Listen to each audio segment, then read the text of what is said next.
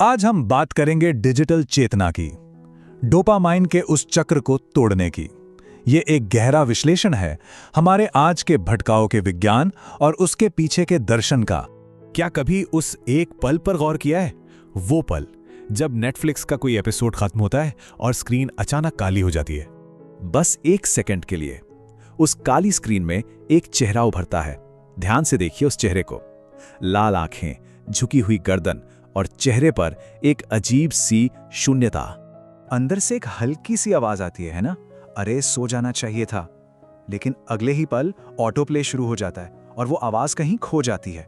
वो जो 3 सेकंड का ब्लैक मिरर रिफ्लेक्शन था ना, वही असलियत है। ये वो हालत है जहां इंसान फोन नहीं चला रहा बल्कि एक डिजिटल कोमा में जा चुका है। सोचिए जैसे अस्पताल में मरीज को ड्रिप चढ़ती है, ठीक वैसे ही सिलिकॉन वैली ने हमारे दिमाग में एक अदृश्य नली लगा दी है और उस नली से जो केमिकल टपक रहा है उसका नाम है डोपामाइन। तो चलिए अब जरा इसके पीछे के विज्ञान को समझते हैं। ये सुख और दुख का तराजू आखिर है क्या? स्क्रीन के पीछे ये जो जैविक जाल बिछा है उसे खोलते हैं। देखिए, ज्यादातर लोगों को लगता है कि डोपामाइन का मतलब है मजा या खुशी, लेकिन ये सिर्फ आधी सच्चाई है। स्टैनफोर्ड यूनिवर्सिटी की डॉक्टर एना लेम्के समझाती हैं कि हमारे दिमाग में सुख और दुख, प्लेजर और पेन एक ही जगह पर प्रोसेस होते हैं। अब जरा कल्पना कीजिए कि दिमाग के अंदर एक तराजू लगा है। जैसे ही कोई रील देखी या कोई जंक फूड खाया, ये तराजू फौरन प्लेजर यानी सुख की तरफ झुक जाता है। लेकिन हमारा दिमाग उसे संतुलन पसंद है, उसे ये झुका हुआ तराजू बर्दाश्त नहीं। तो वो क्या करता है? बैलेंस वापस लाने के लिए वो तराजू के दूसरी तरफ यानी पेन साइड, दुख की तरफ वजन डालना शुरू कर देता है। और यही है वो क्रैश, जब रील बंद करते ही एक गिल्ट, एक चिड़चिड़ापन महसूस होता है। तो समझिए, ये कोई नैतिक कमजोरी नहीं है, ये बायोलॉजिकल है। आपका दिमाग बस खुद को फिर से संतुलित कर रहा है। और फिर इस दर्द को मिटाने के लिए इंसान क्या करता है? वो फिर से फोन उठा लेता है। इस बार मजे के लिए नहीं, बल्कि उस दर्द को, उस खालीपन को सुन्न करने के लिए।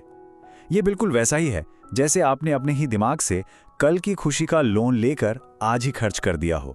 आपको लग रहा होगा कि ये एक नई समस्या है, पर ऐसा नहीं है। ये जो आधुनिक संघर्ष है ना, ये असल में एक बहुत ही प्राचीन, एक बहुत ही गहरा मानवीय द्वंद्व है। हजारों साल पहले कठोपनिषद में यमराज ने नचिकेता को 2 मार्गों का रहस्य समझाया था। एक मार्ग है प्रिय, यानी वो रास्ता जो प्रिय लगे, जो फौरन सुख दे। यह शुरुआत में तो शहद जैसा मीठा लगता है, पर अंत में विष बन जाता है। बिल्कुल वैसे ही जैसे जंक फूड खाना या घंटों तक बस रील्स देखते रहना। और दूसरा मार्ग है श्रेय, यानी कल्याण का मार्ग। ये शुरुआत में कड़वा जरूर लगता है, पर अंत में अमृत बन जाता है, जैसे कसरत करना या कोई मुश्किल हुनर सीखना। तो फिर समस्या कहाँ है? समस्या ये है कि हमारा जो अवचेतन मन है ना, वो एक बिगड़ैल हाथी की तरह है। उसे बस एक ही भाषा समझ आती है, प्रेय की। उसे मजा चाहिए, और वो भी अभी। हमारा लक्ष्य बस इतना है कि इस हाथी को किसी तरह ये सिखाया जाए कि असली सुख श्रेय के उस शुरुआती कड़वेपन के बाद ही मिलता है। पर रुकिए, ये लड़ाई सिर्फ हमारे अंदर नहीं चल रही है। हमारी इस जैविक कमजोरी का कोई बाहर से फायदा उठा रहा है। ये है सिलिकॉन वैली का षड्यंत्र। और ये जानना बहुत जरूरी है कि कैसे हमारी ही बायोलॉजी को हमारे ही खिलाफ इस्तेमाल किया जा रहा है।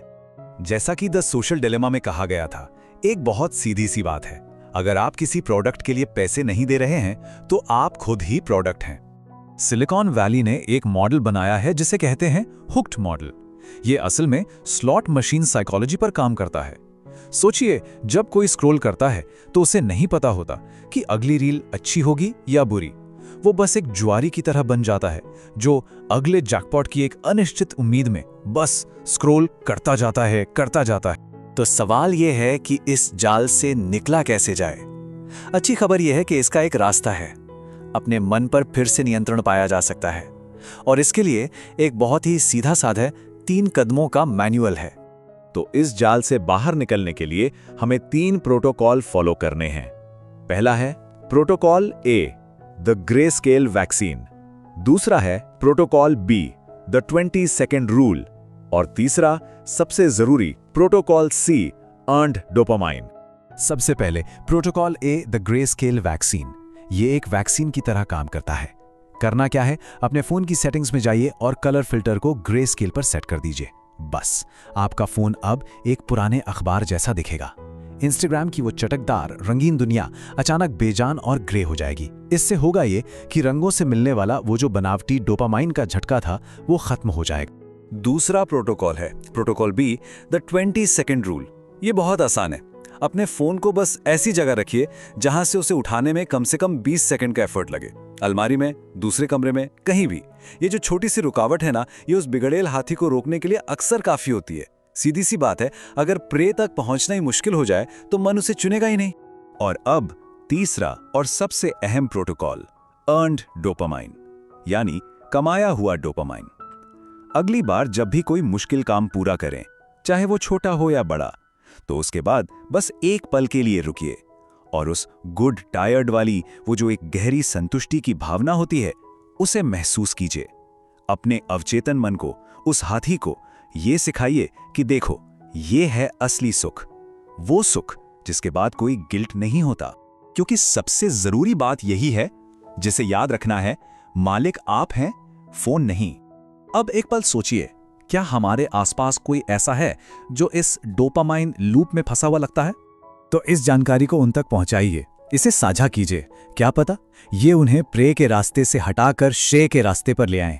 और हाँ, सब्सक्राइब जरूर करें, क्योंकि दिमाग की असली रीवायरिंग तो अभी बस शुरू हुई है।